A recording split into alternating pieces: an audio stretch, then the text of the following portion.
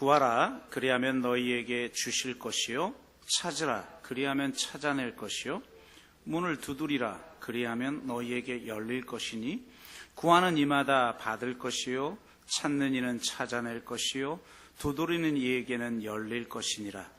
너희 중에 누가 아들이 떡을 달라 하는데 돌을 주며 생선을 달라 하는데 뱀을 줄 사람이 있겠느냐?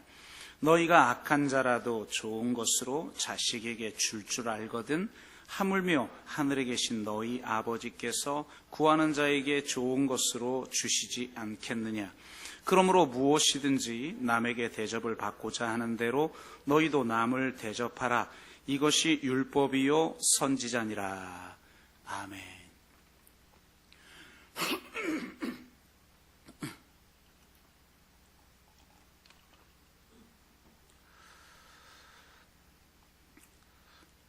오늘 본문 말씀 중 7절에서 11절까지의 말씀은 기도에 관한 성경 말씀 중에 가장 유명한 말씀 중 하나입니다.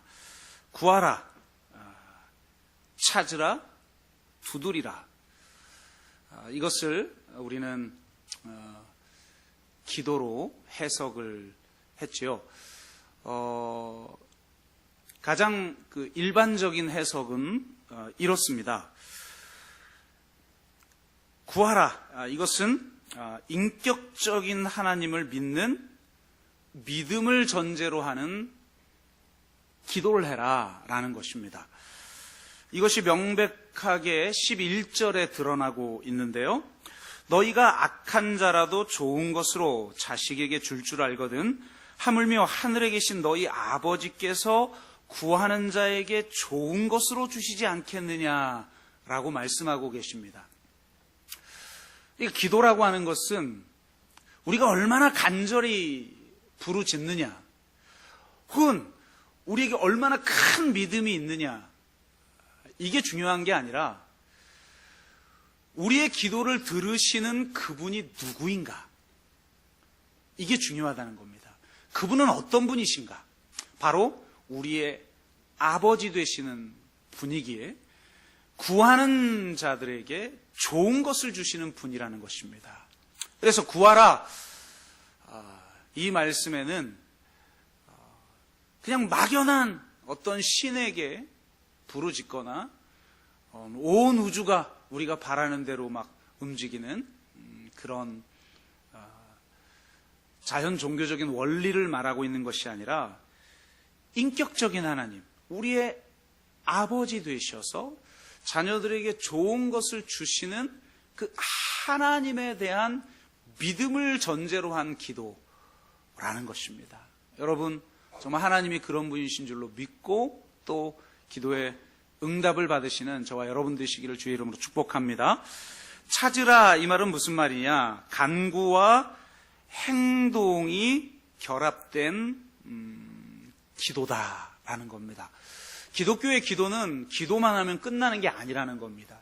기도했으면 그것이 이루어질 줄로 믿는 그 믿음에 합당한 행동을 해야 된다라는 것이죠. 인간의 책임이 면제되는 그런 기도 생활을 기독교는 말하고 있지 않다는 것입니다. 요한 웨슬레가 그런 말을 했죠. 마치 아무것도 할 수 없는 것처럼 기도하라. 동시에 마치 하나님이 없는 것처럼 실천하라. 굉장히 중요한 원리인 것 같아요. 공부 열심히 하게, 성적 좋게 해주세요. 이렇게 기도했으면 공부해야죠. 공부할 시간에 열심히 기도만 하고 있으면, 그런 기도 응답은 안 된다는 겁니다. 그럼 두드리라는 무엇인가? 이것은 강청하는 기도다. 이렇게 보통 해석을 합니다. 그러니까 열릴 때까지 계속 부르짖어 기도하라는 거죠. 여러분 노크 한두 번 하고 반응 없으면 그냥 돌아가지 않지 않습니까? 열릴 때까지 우리가 두드리는 것처럼 우리가 강청하는 기도를 해라. 누가복음 11장에 보면 벗이 여행 중에 밤중에 방문을 해요. 그런데 먹을 것이 없어서 자기 벗에게 가서 또 다른 벗에게 가서 내가 먹을 것 좀 달라 하기 위해 문을 두드립니다. 그러면 문이 이미 닫혔고 침실에 누웠으니 너에게 줄 것이 없다. 이렇게 할 사람이 없다는 거예요. 혹 벗됨으로 인해서는 그럴 수 있을지 몰라도 강청하면 주게 돼 있다라는 겁니다. 그래서 보통 우리가 이 강청하는 기도를 드리는 것이 두드리라, 여기에서 나오는 기도의 종류라는 거죠. 여러분, 한두 번 기도하고 변화 없으면 쉽게 포기하는 것이 아니라 정말 응답될 때까지, 문이 열릴 때까지 두드리는 기도를 드리시는 저와 여러분 되시기를 주의 이름으로 축복합니다. 이렇게 보통 우리가 이 본문을 해석을 합니다. 저 또한 이 기도에 대한 이 설교를 좀 해야 될 필요성도 느끼고 있던 차였어요.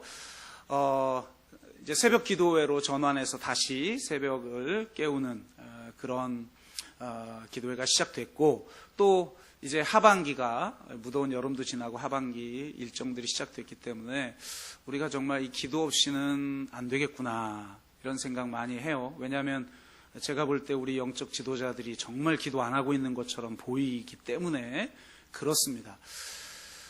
그래서 마침 잘 됐다라고 생각을 했는데, 이러한 메시지에 덧붙여서 우리가 어떻게 기도해야 하고 또 응답받는 기도의 비결은 무엇인가, 이런 이제 주제를 가지고 준비를 하려고 했는데 문제에 봉착을 하나 했습니다. 뭐냐면 12절 때문입니다. 12절을 보면 이렇게 돼 있어요. 그러므로 무엇이든지 남에게 대접을 받고자 하는 대로 너희도 남을 대접하라. 이것이 율법이요 선지자니라. 하나님의 말씀, 율법, 선지자, 이게 하나님의 말씀 다죠. 예수님이 계셨을 당시에 하나님의 말씀, 이게 율법과 선지자들의 말씀 아닙니까? 이것을 꼭 짜서 완전 엑기스를 내서 단 한 구절로 요약을 하면 남에게 대접받고자 하는 대로 너희도 대접하라, 이거라는 거예요. 예수님이 이렇게 말씀하고 있죠. 이게 바로 소위 말하는 황금률이라는 것입니다. 이게 말이 안 된다는 거예요. 만약 그러므로라는 단어가 없이 황금률이 나왔다면 앞에 기도에 대한 주제가 끝나고 새로운 주제, 황금률에 대한 주제, 우리가 공동체 내에서 또 이 사회에서 어떤 윤리의 원칙을 가지고 살아갈 것인가 라고 하는 완전히 다른 주제, 이 주제를 다루는 것으로 우리가 치부하면 될 텐데, 문제는 그 사이에 그러므로가 붙었다는 거예요. 저는 이게 가장 중요한 기독교의 메시지라고 생각을 합니다. 그러므로 남에게 대접받고자 하는 대로 남을 대접하라, 이렇게 말씀하고 있다는 거죠. 그러므로라고 하는 단어는 앞에 있는 주제와 연속성을 가진 주제를 다루고 있고, 앞에 어떤 원인과 과정에 대한 이야기라면 그러므로라고 말하고 있는 것은 그것의 열매 내지는 결과에 대한 이야기를 하고 있다는 거예요. 그런데 여러분 생각해 보세요. 황금률하고 기도하고 무슨 상관이 있어요? 제가 신앙생활을 해보니까 못해 처먹은 인간들이 기도응답 더 잘 받더라고. 영빨이 좋아요. 기도 많이 하잖아요. 제가 볼 때 좀 합리적이고 좀 착하고 이런 사람들 보면 기도응답 별로 안 돼. 기도도 안 할 뿐만 아니라. 근데 거꾸로 기도 열심히 하는 사람들 보면 이미 말했네. 못돼 처먹은 기도. 기도 열심히 하고 신앙생활 열심히 하고 여기 예배 잘 드린다고 해서 황금률을 지키느냐? 그러지도 않아요. 근데 왜 이게 그러므로라고 하는 단어가 붙었냔 말이죠. 이게 자연스럽지 않아요. 7절에서 11절까지의 말씀이 기도라고 한다면 그러므로가 해석이 안 돼요. 그리고 자연스럽지가 않아요. 7장 전체는 하나님 나라 백성이 어떻게 살아야 할 것인지에 대해서 나눕니다. 그래서 이전에 이 비판받지 않으려거든 비판하지 말라. 너의 눈 안에 있는 들보를 먼저 빼어내고 상대 안에 있는 티를 빼어내야 한다. 그럼 그 다음에 자연스럽게 그러므로 네가 남에게 대접받고자 하는 대로 남에게 남을 대접해야 한다. 너무 자연스럽잖아요. 근데 중간에 뜬금없이 갑자기 기도가 들어가 놓고 그러므로 전혀 맞지가 않아요.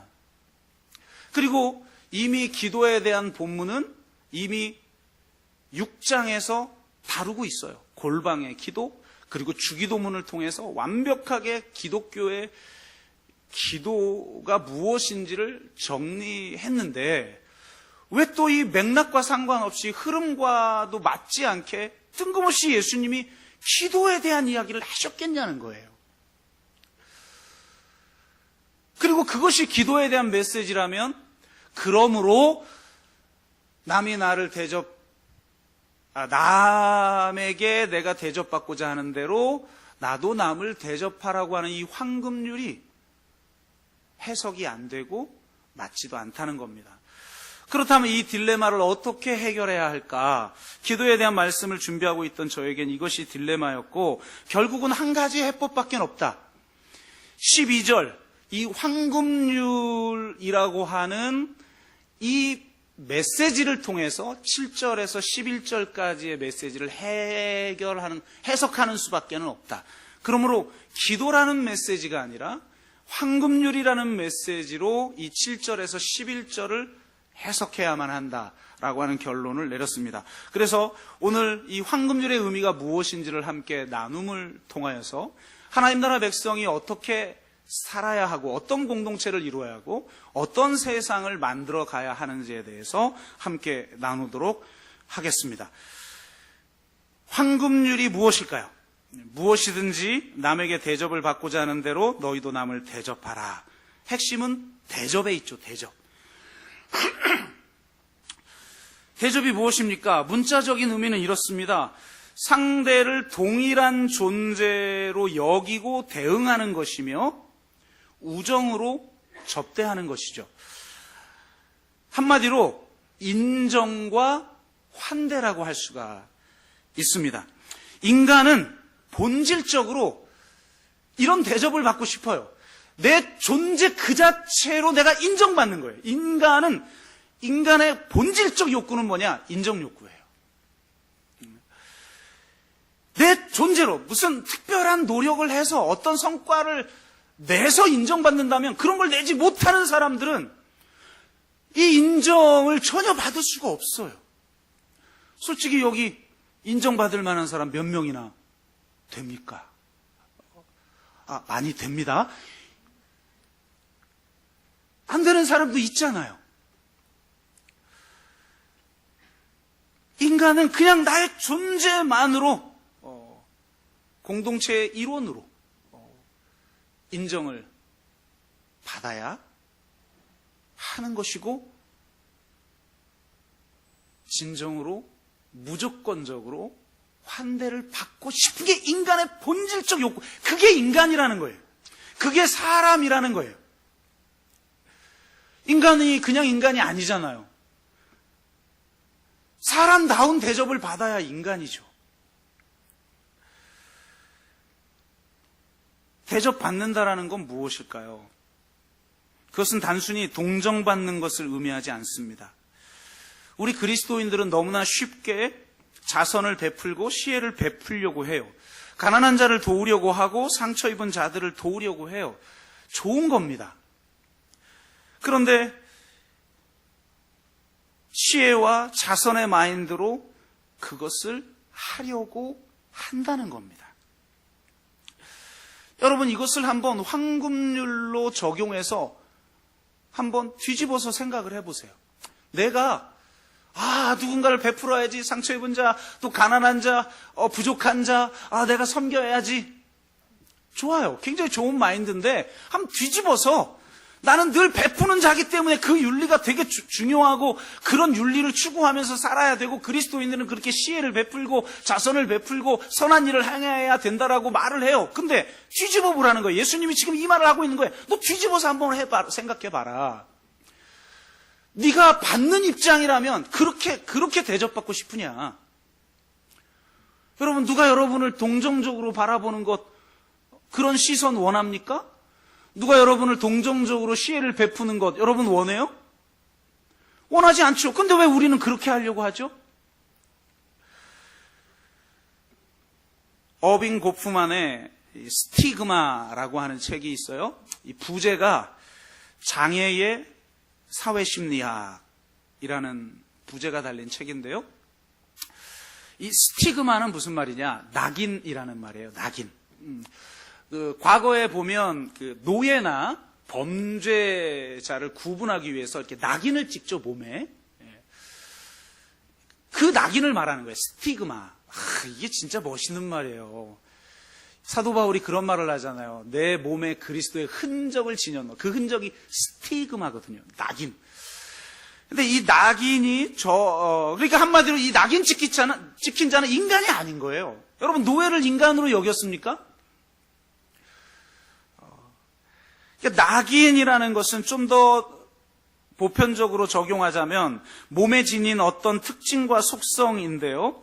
그것은 곧 오점이나 흠이 있는 존재, 혹은 더럽혀지고 거부되고 무시되어 마땅한 존재임을 드러내는 기호라는 거예요. 낙인은 심한 불명예나 수치를 가져오는 어떤 속성이죠. 예를 들어 흑인의 검은 피부, 장애인의 장애, 이게 바로 낙인이라는 겁니다. 낙인. 그래서 이 낙인의 문제를 이 어빙 고프만이 다루고 있는데, 그 안에서 제가 굉장히 인상 깊게 읽었던 부분이 있어요. 이 낙인 찍힌 자는 한마디로 배제하거나 모욕해요. 둘 중에 하나예요. 그런데 종종 동정하는 사람이 있어요. 배제시켜버리고 모욕하는 것보다는 낫죠. 그런데 이 낙인 찍힌 자를 대하는 이 사람들의 자세를 이 낙인 찍힌 자가 어떻게 느끼는가에 대해서 서술해 놓은 대목 중에 참 마음에 와닿은 게 있었어요. 나도 모르게 이렇게 할 수가 있겠구나. 이런 거예요. 범죄 이력이 있는 어떤 사람이, 그러니까 사람들이 저 사람은 범죄자야 라고 생각하는 사람이 소설을 읽고 있었대요. 그것도 명작 도서를. 그 광경을 지켜본 어떤 사람이 자기 나름대로는 칭찬하려고 한 거겠죠. 이렇게 반응을 했다는 거예요. 우와, 정말 대단한데? 와, 나는 뭐 이상한 잡지나 이런 거 읽을 줄 알았더니 명작 도서를 읽다니. 우리 여러분 이렇게 반응 많이 하지 않나요? 근데 이 말을 들은 이 사람이 이렇게 적어놨어요. 이 책에 보면. 그는 이런 것을 절대로 모욕적인 말이라고 생각하지 않을 것이다. 하지만 내게는 이렇게 들렸다.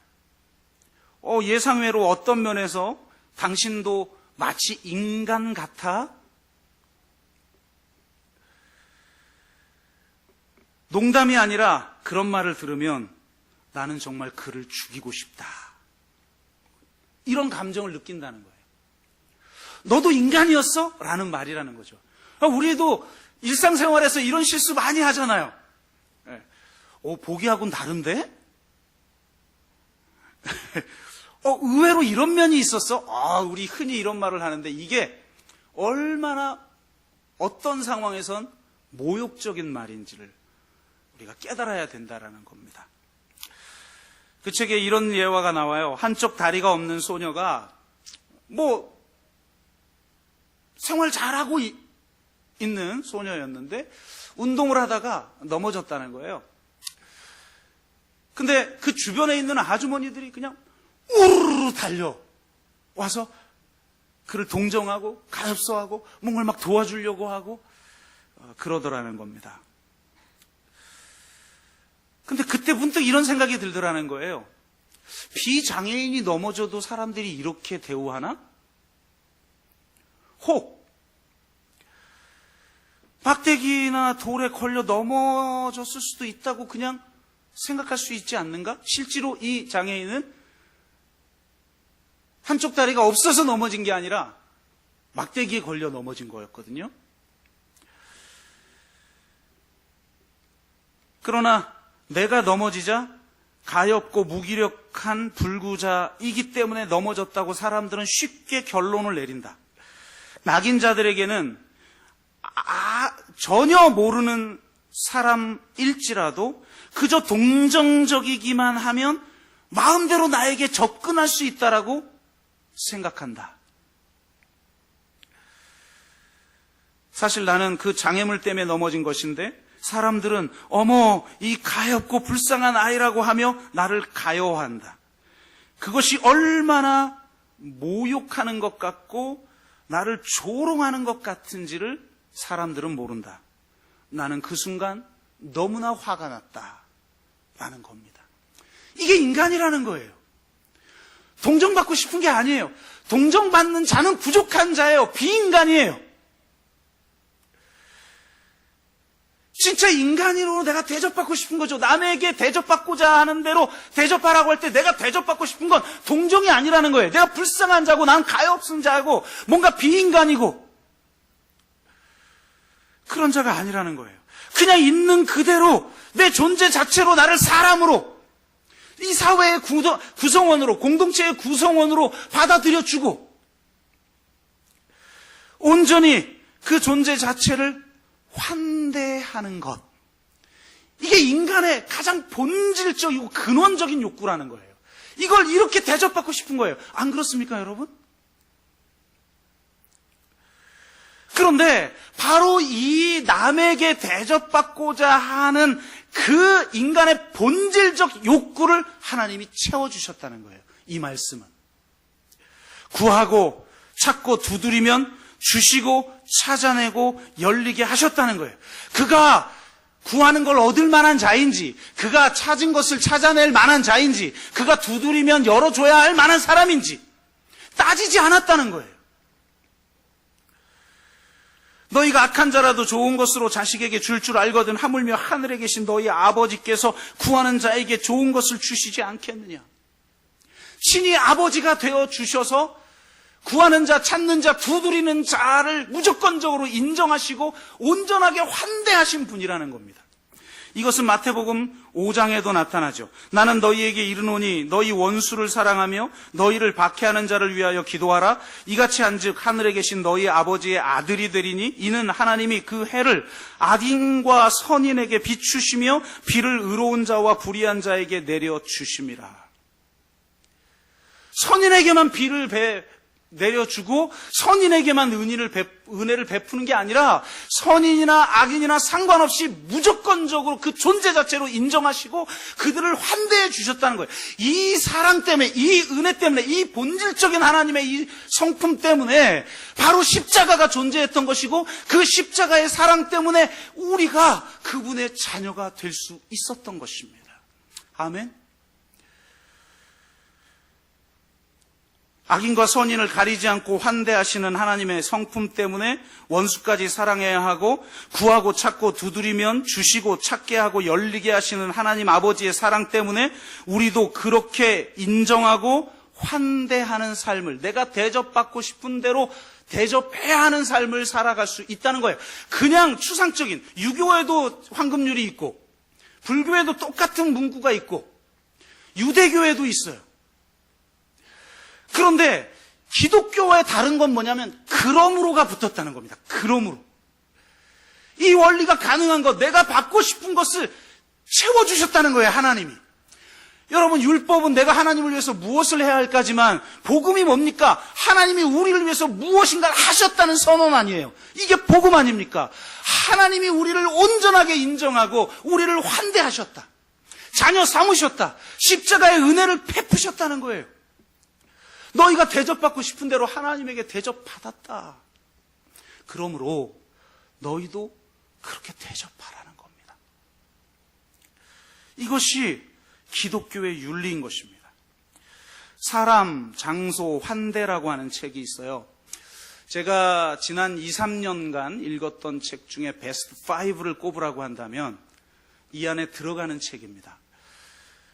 최근에 난민 프로젝트로 첫 번째 시간에 김종철 변호사님이 오셔서 특강을 해주셨는데 놀랍게도 그분이 이 책에 대한 이야기를 했어요.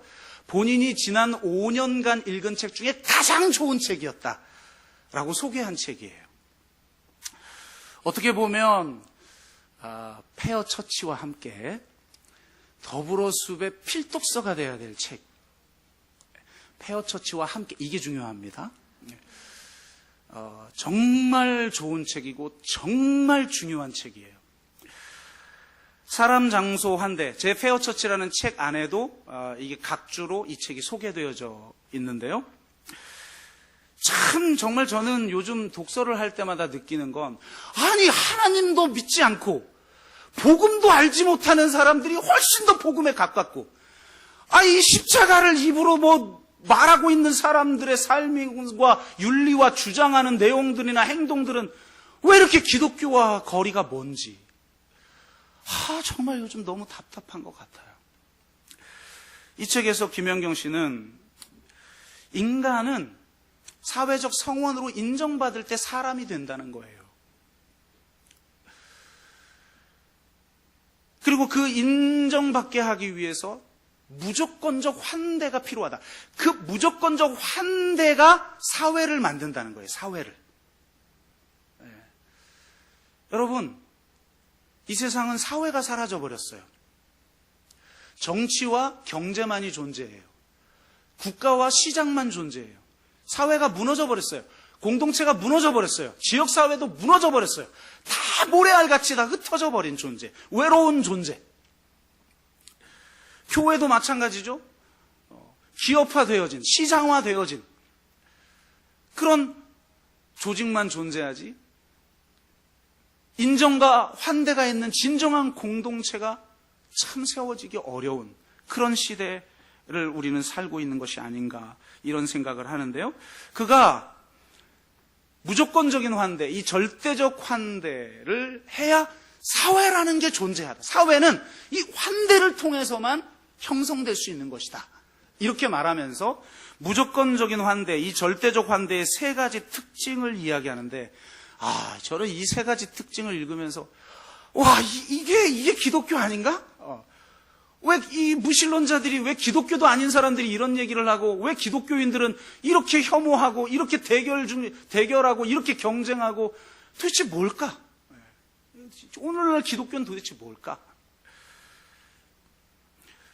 그러니까 절대적 환대의 특징 세 가지를 이야기하는데, 첫째, 신원을 묻지 않는 환대라는 거예요. 그가 부자냐, 가난한 자냐, 많이 배운 자냐, 못 배운 자냐, 그가 한국 국적을 가진 자냐, 예멘 국적을 가진 자냐, 신원을 묻지 않는 환대가 사회를 만든다는 거예요.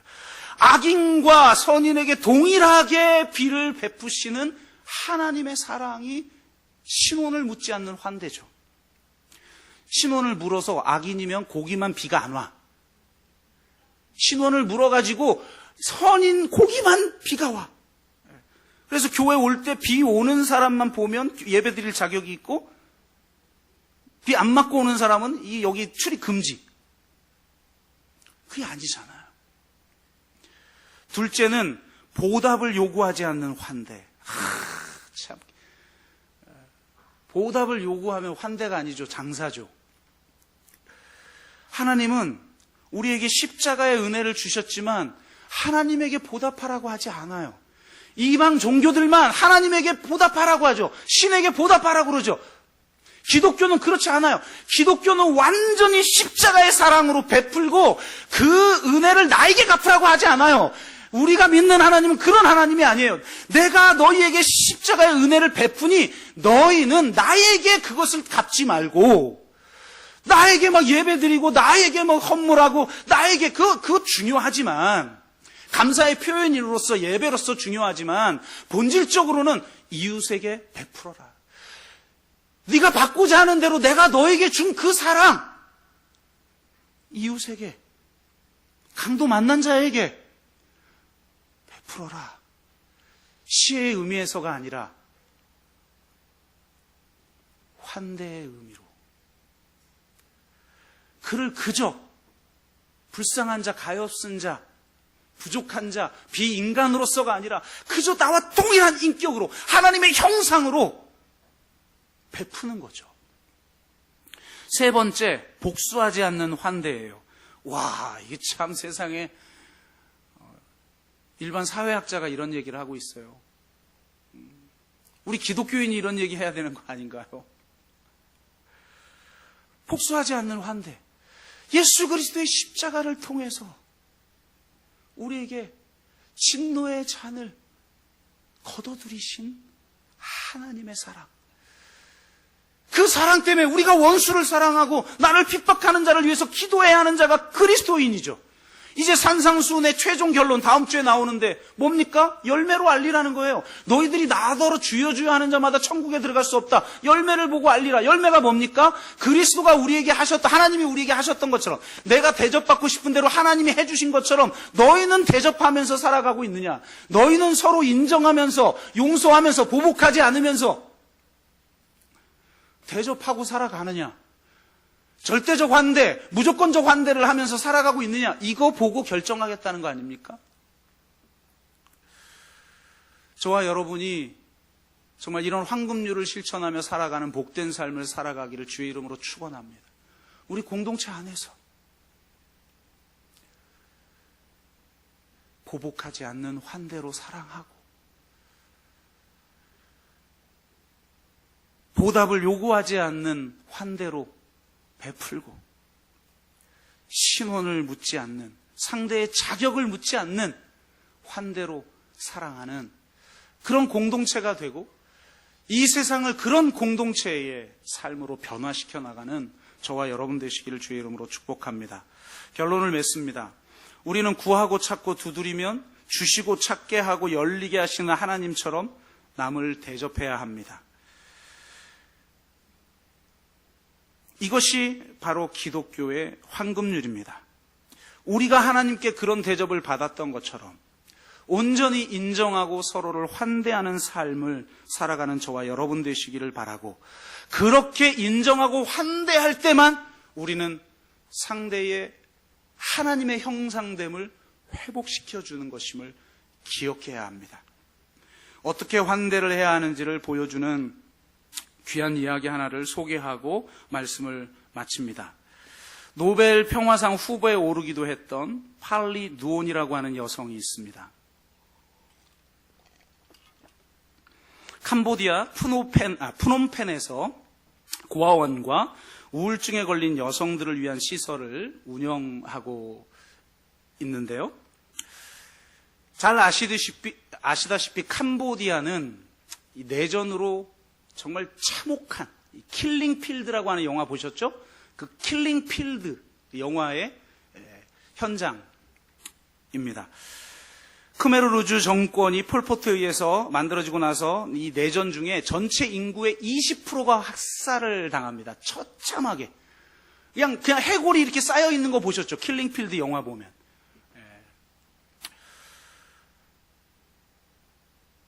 이 팔리 누온도 그 피해자 중에 한 명입니다. 남편과 아이들과 함께 이 크메르루즈 정권에 붙잡혀 갑니다. 남편과 아들은 어디론가 끌려가요. 생사를 알 수가 없어요. 죽었다고 생각했어요. 왜? 대부분은 시체로 돌아오니까. 그리고 이 팔리 누온과 조금 자란 청소년 정도 되는 딸과 3살짜리 어린 아이가 함께 갇히게 됩니다. 이 과정에서 딸아이가 윤간을 당하고 살해되는 현장을 목격합니다. 정말 참혹한 거죠. 그 다음에는 바로 이 팔리 누온 차례였어요. 똑같은 일을 당하고 그 3살 된 어린아이와 함께 이 구덩이에 던져질 처지에 놓이게 되는데, 그 순간 번뜩 어떤 생각이 들어서 오직 나는 죽어도 괜찮은데 이 3살 아이 하나를 살려야겠다, 이 생각으로 거짓말을 합니다. 크메르루즈 정권의 고위 간부의 애인이다 내가. 어떻게 그런 생각을 그 순간 했을지. 오직 그 아이, 3살 난 아이 하나 살리려고. 그러니까 이 사람을 죽이려고 했던 그 병사들 중에 이 간부급 되는 사람이 주저하게 된 거예요. 고민하다가 풀어줍니다. 네가 알아서 스스로 살아남아 봐라. 그래서 그로부터 그는 이 캄보디아 밀림으로 들어가 동굴을 전전하면서 자신의 딸을 살립니다. 약 3년 5개월을 정글에서 버팁니다. 와, 대단하죠? 3살 난 아이를 어떻게 살려요? 근데 살렸어요. 그리고 전쟁이 끝나고 나서 놀랍게도 남편과 아들이 살아있다는 소식을 듣게 되는데 국경 근처에 있는 수용소에 들어가 있다는 이야기를 듣습니다. 그래서 이 여인이 그 3년 반 동안 살린 그 아이와 함께 그 수용소에 들어가게 되는데요. 이때부터 놀라운 일을 그녀는 하기 시작합니다. 들어가 보니까 고아도 너무 많고, 왜냐면 막 20%가 학살이 됐으니까 고아도 너무 많고, 특히 이 전쟁이 일어나면 여성들은 엄청난 피해를 입거든요. 그러니까 수용소의 여성들이 그냥 살아있는 존재가 아니에요. 그냥 죽어있는 존재인 거예요. 마치 시신이 돌아다니는 것 같은. 대부분 소위 말하는 그 외상 후 스트레스 장애, PTSD라고 하는, 그러니까 트라우마 후 스트레스 장애, 이걸 겪고 있는 거예요. 아주 중증 우울증에 사로잡혀 있는. 그래서 많은 여성들이 그냥 죽어가는 거예요. 그냥 죽어가는 거예요. 그래서 그녀가 그때부터 하기 시작한 일이 뭐냐. 그 PTSD에 눌려있는 여성들 한 명 한 명을 만나는 거예요. 만나서 그의 이야기를 들어주는 거예요. 그의 이야기를. 아무도 그의 이야기를 들어주지 않는데 이 팔린 의원이 이야기를 듣는 거예요. 처음엔 말하지 않다가 그 지속적으로 관심을 가지니까 이야기해 주는 거예요. 한번 들으면 또 듣고 또 듣고, 똑같은 이야기를 해도 듣고, 근데 다시 또 이야기할 때마다 새로운 이야기가 나오는 거예요. 우리가 셀 안에서 해야 할 가장 중요한 것도 이거 아닙니까? 이야기해야 돼요. 인간은 이야기해야 살아요. 그래서 이 사회를 유지하는 게 뒷담화래잖아요. 뒷담화 문화가 없었으면 이 사회는 파괴됐을 것이다. 시어머니 욕을 어디서 하겠어요? 며느리 욕을 어디서 하겠어요? 교회 와서 비밀을 지켜줄 사람들에게서. 절대로 여러분 셀 안에서 나눴던 얘기 밖에 하지 마세요. 일반적인 얘기는 나눠도 되고, 또 공동체에서 또 영적 지도자에게 또 그 얘기를 좀 해야 또 그게 더 좋은 또 나눔과 케어가 존재하니까. 근데 비밀에 이게 상식적으로 파악이 되잖아요. 비밀에 해당하는 것 같은 사안은 절대로 외부에 노출시켜서는 안 되죠. 그러니까 그런 셀이 존재해야 되는 것처럼 그런 역할을 해준 거예요. 이 사람이 그냥 시신처럼 돌아다니는 여인을 만나 그냥 이야기를 들어주는 거예요. 이야기를. 그렇게 들어주니까 사람들이 풀리기 시작하고 이 여인을 신뢰하기 시작해요. 그래서 바로 그런 여인들을 모아놓고 3단계의 치유의 과정을 거치게 되는데요. 저는 이 3가지에 대한 이야기를 읽으면서 이게 기독교인데? 이게 바로 하나님의 형상의 회복인데? 제가 하나님의 형상에 대한 창세기 강의하면서 하나님의 형상은 3가지 의미가 있다고 말씀드렸어요. 사람, 사랑, 사명. 근데 이 사람은 이걸 약간 순서를 다르게 해가지고 이 3단계의 치유법에 의해서 이 여성들을 치유하는데요. 첫 번째는 있는 법을 가르쳤대요. 있는 법. 한마디로 말하면 과거의 상처에서 노연하는 법을 가르쳤다는 거예요. 많은 사람들이 상처에 사로잡혀 있어요. 과거 속에 살아요. 우리도 교회 신앙생활 같이 해보면 이 과거의 역동에 사로잡혀 있는 사람들 많잖아요. 과거의 상처가 지금도 나에게 강력하게 영향력을 발휘하는 그 역동에 있는 사람들 있죠. 피곤하죠. 너무 조심스러워요. 그런 사람들은. 별것도 아닌 말에 상처받고 막 그냥 삐지고, 그 답이 없어요. 답이. 그러니까 결국은 있는 법을 가르쳐야 한다. 여러분, 있는 법을 가르친다는 건 새로운 존재가 되게 하는 거예요. 새로운 사람 되게 하는 거예요.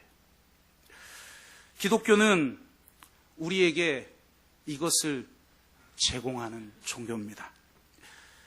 하나님은 우리의 과거를, 우리의 죄악을 기억하지 않으심으로, 기억하지 않으시는 하나님을 경험함으로 우리 과거의 쇠사슬에서 자유케 되는 역사를 우리는 경험하게 되는 것이죠. 이사야서 43장 25절, 나 곧 나는 나를 위하여 내 허물을 도말하는 자니 내 죄를 기억하지 아니하리라. 히브리서 8장 12절, 내가 저희 불의를 긍휼히 여기고 저희 죄를 다시 기억하지 아니하리라. 기억하지 아니하시는 하나님의 은혜를 경험하면서 우리는 우리의 과거로부터 놓여나 그리스도 안에서 새로운 사람이 되는 줄로 믿습니다. 그래서 새 출발할 수 있는 거예요. 새롭게 시작할 수 있는 그 시작점을 우리에게 제공하는 종교가 기독교인 줄로 믿습니다. 두 번째로 이 사람이 했던 일은, 이때가 70년대인데 여성들에게 일을 가르쳤어요. 어느 정도 과거를 잊고 치유가 됐다고 생각하는 여성들에게 직업 훈련을 했다고 그래요. 정말 무엇을 하고 싶은지, 진정으로 자신의 내면 속에 있는 근원적인 욕망이 무엇인지 그것을 일로 표현할 수 있도록 직업훈련을 했다는 거예요. 그 시대는 우리나라에도 직업훈련이 없었을 것 같은데, 그래서 여성들에게 자기의 존재 가치를 갖도록 해 주었다는 겁니다. 기독교도 마찬가지죠. 하나님이 우리를 사랑하셔서 우리를 새 사람 되게 하시고 그냥 멍하게 살라고 하신 게 아니잖아요. 저 나중에 죽어서 갈 천국 바라보면서 살라고 하지 않으셨잖아요. 지금 여기에서, 지금 여기 살아계신 하나님께서 지금 여기에서 그의 나라와 그의 의를 구하며 살아갈 수 있는 사명을 우리에게 주셨어요. 우리의 존재의 이유를 주신 거죠. 여러분, 성령이 우리 가운데 임하면 어떻게 됩니까? 꿈을 꾸고 장래일을 말하고 환상을 본다고 성경은 말하고 있어요. 그게 무슨 말입니까? 내 삶에 이유가 생겼다는 거예요. 내 삶에 목표가 생겼다는 거예요. 내 삶에 꿈이 생겼다는 거예요. 사명이 생겼다는 거죠. 그래서 남들이 보기엔 그저 평범한 삶인데 다른 삶을 우리는 살아가는 그런 사람들인 줄로 믿습니다. 세 번째로 그녀가 가르쳤던 것은 사랑이래요. 참 기가 막히죠. 도대체 어떻게 가능했는지 저는 모르겠어요. 그 글에는 나타나지 않으니까. 그 수용소에 한증탕을 만들었대요. 캄보디아에도 한증탕이 있나 봐요. 한증탕을 만들어서 여성들을 모아 서로 씻겨주고 서로 손톱을 다듬고 서로 매니큐어를 발라주고 서로 마사지를 해주고 서로 치장해주는 일을 했대요. 그러니까 그 한증탕에서 수용소면 얼마나 참 비참하게 살아갑니까? 근데 당신은 그렇게 비참하게 살아갈 존재가 아니라는 걸 서로에게 느끼게 해준다는 거예요. 그래서 목욕시켜주고, 그래서 손톱 깎아주고. 저는요, 제일 이해가 안 되는 게 손톱 깎아주는 가게예요. 1층에 우리 손톱 깎아주는 가게가 있어요. 다른 가게는 망해도 이 가게는 안 망해. 나는 안 망하는 이유를 알 수가 없어요. 누가 도대체 가서 지가 깎으면 돼? 자기가 깎으면 되지. 왜? 자기가 깎으면 될 걸 그 손톱 깎으러 왜 가게를 가요? 돈 주고, 비싼 돈 주고. 어떻게 안 망하고 유지가 돼요? 근데 그게 인간의 욕망이라는 거예요. 내가 해도 될 일을 누가 깎아주고, 남편들이요, 오늘 집에 들어가서 아내의 발톱을 반드시 깎아주시기를. 나도 못하면서 이렇게 말을 하는 참 제가 부끄럽지만, 사람은 그런 대우를, 가장 기초적인 대우를 받고 싶은 거예요. 그래서 서로 그렇게 치장해줘. 아름답게. 당신은 아름다운 존재고 당신은 존귀한 존재라는 걸 느끼게 해주세요. 여러분, 자신에 대해서 그렇게 하세요. 교회 올 때 꾀죄죄하게 오지 마시고 최상의 아름다움을, 모습을 가지고 와서 하나님은 중심을 보시는 분이니까